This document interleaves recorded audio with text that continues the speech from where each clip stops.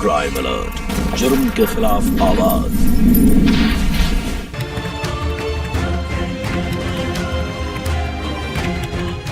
और माँ, हम सोच रहे थे कि वो लाल बाजार वाली जो जमीन है वहां पर एक और दुकान बनवा लेते हैं। एक जयंत संभाल लेगा, एक हम संभाल लेंगे। हाँ माँ। नहीं बेटा, दुकान एक ही रहेगी। आगे चल के तुम दोनों को कुछ करना है वो कर लेना, पर मेरी बस यही इच्छा है कि तुम दोनों साथ में दुकान चलाओ, प्रेम से रहो बस। जी माँ।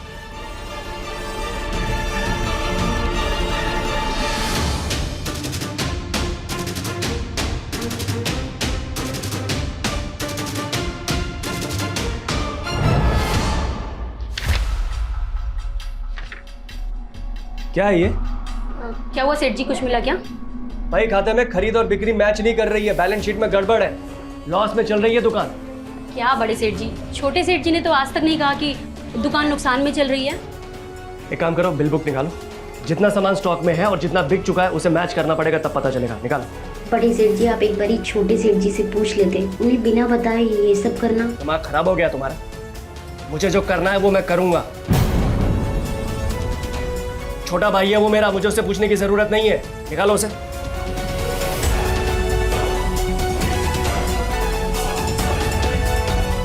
लाओ।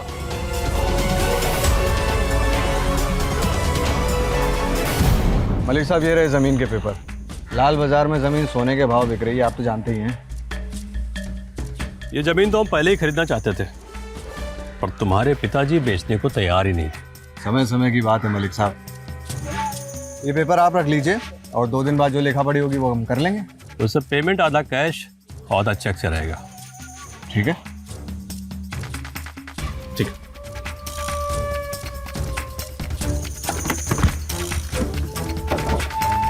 बैग खोलो। पूरे 50 लाख कैश है। जमीन का बैनामा करने के बाद 50 लाख का चेक मिल जाएगा। ठीक है मलिक साहब, पेपर्स तो आपको दे ही दिए, अब तो जमीन आपकी है। हमारी ही है।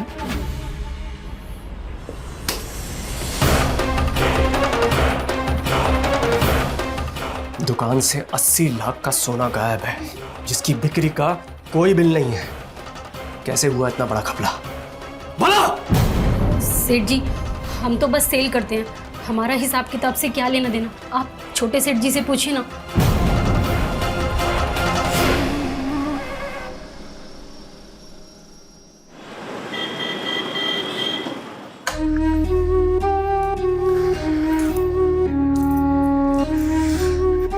इतने पैसे? पूरे 50 लाख। सौदा हो गया। बाकी के 50 लाख चेक मिलेंगे और 15 लाख ये।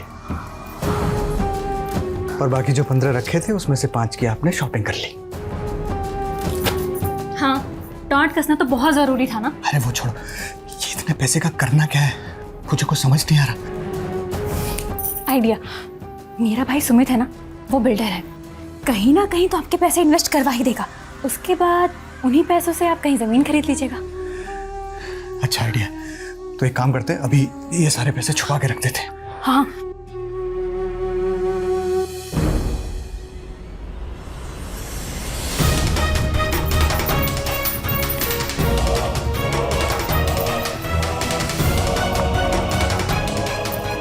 जयंत! जयंत! जयंत! अरे अभी से क्या हो गया? जयंत! विनीत, क्या हुआ? क्यों चिल्ला रहे हो? आने दीजिए अपने लाडले बेटे को, तब बताते हैं। जयंत!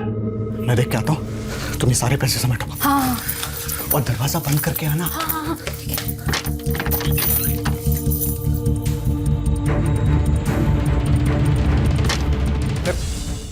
क्या हुआ भैया, काय चला रहे हो?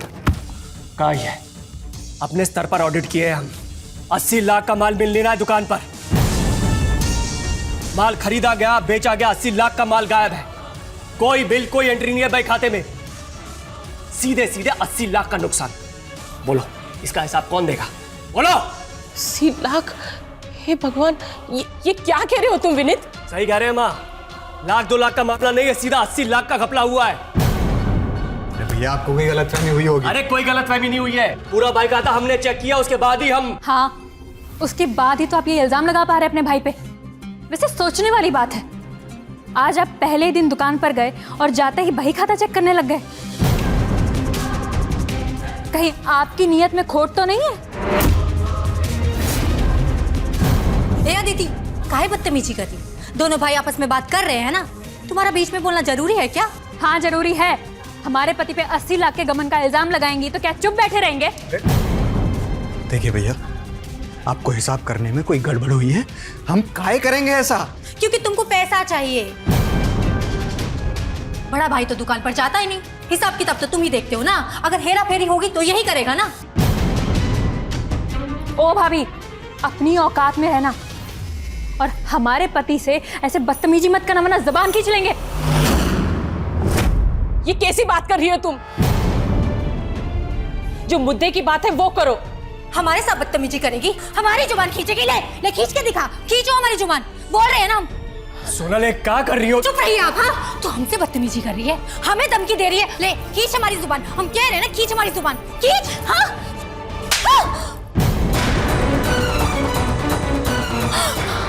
हम पे हाथ उठाया तूने, हम तुझे मार डालेंगे, नहीं छोड़ेंगे। अरे कोई छुड़वाओ उनको। हाथ उठाया।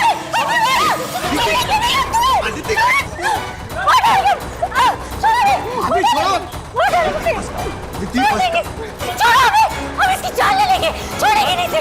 तुम चुप रहो, हम संभाल लेंगे। क्या संभाल लोगे आप? हाँ, क्या संभाल लोगे?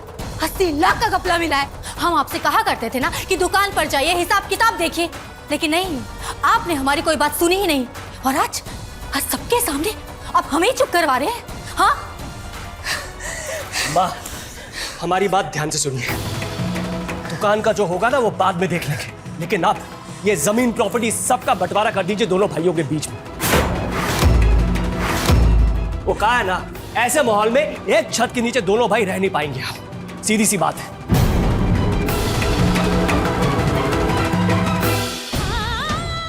हमने कभी नहीं सोचा था तुम्हारे पिताजी के जाने के बाद घर में इतना बड़ा तमाशा हो जाएगा।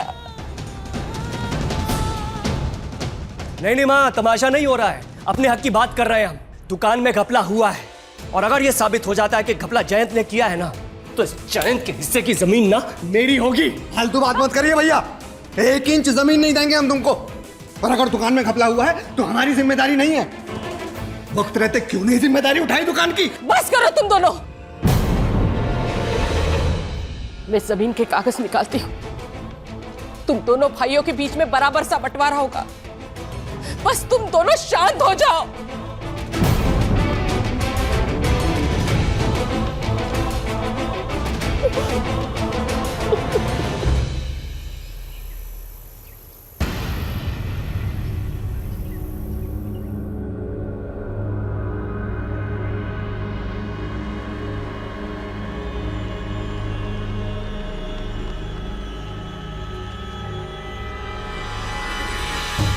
अब एकदम सही कह रहे हैं, 80 लाख का हिसाब नहीं इस खाते में।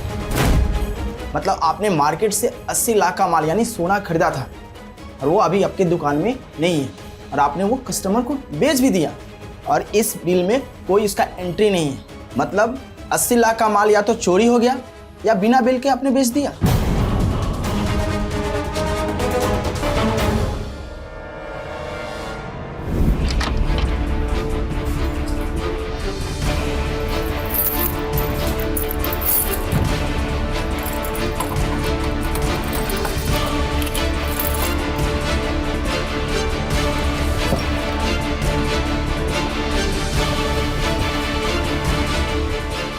जमीन के कागज का है।